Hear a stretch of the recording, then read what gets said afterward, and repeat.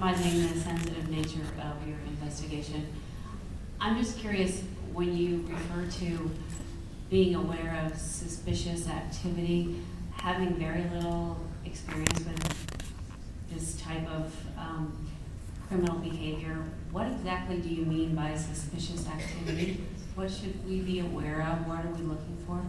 Like Deputy Spurlock said, you live in your neighborhood, so you know what belongs and what doesn't belong. This call Sunday morning came in as a suspicious vehicle.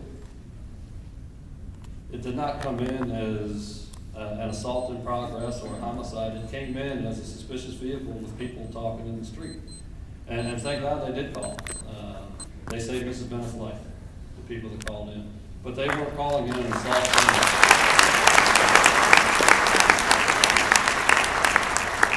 They weren't calling in an assault. They weren't calling in a murder. They were calling in that at 5:30 in the morning, there's this guy's next to this white van, and we don't know what they're doing. It just seems just in the street, standing around. Yes. For no good reason. Yes. That would be suspicious. Absolutely, and to me, anybody that's up at 5:30 in the morning is suspicious.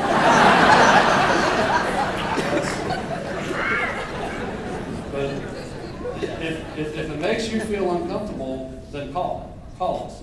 We would rather send somebody out there and say, oh, it's nothing, than for you to say, well, maybe I'll call next time, and then you end up getting hurt. We're out there for a reason. If it doesn't fit in your neighborhood, call us. And the second part of my question is that I have teenage daughters that are out on the weekends. Again, I'll defer to the last question. If you had teenage daughters, would you feel comfortable with them out in chaperoned events on the weekend currently? Yes, my daughter will probably be going out this weekend. I live in the town of Leesburg. We live in a very safe place, I think.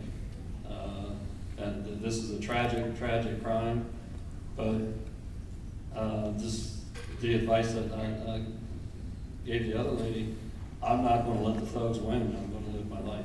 Thank you. And I mean no disrespect to the Bennetts by saying that. But yes, ma'am, in the middle. Hi. First, I'd like to say thank you all to all of your work, your hard work, and I've made several calls to you all about suspicious vehicles.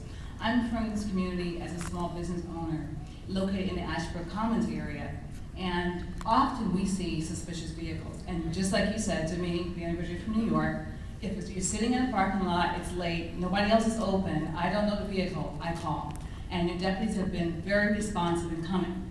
My concern and the problem that I have is with Loudoun County, which I love Loudoun County, but when I went down to the office to inquire about getting better lighting in the area, I was told that we were unable to do that. We don't have any lights on the buildings, we don't have any lights, we have very poor lighting in the parking lot.